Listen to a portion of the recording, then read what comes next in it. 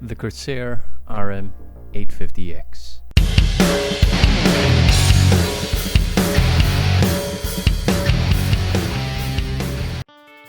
Another visual inspection of what's inside the box of the Corsair RM850x.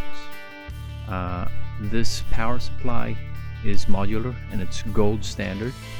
It's also what I've been using in one of my latest builds. Again, if you're noticing a white carbon fiber layout on the power supply, don't mind it, folks. That I've actually modded onto this power supply. So if you do find that why yours would be color black and I've got a carbon fiber sheet that's currently placed on there, don't mind it. All this is actually modded and I've already placed it in the box, and so I just wanted to show everybody what's inside of it. So enjoy, guys, have a look. Cheers.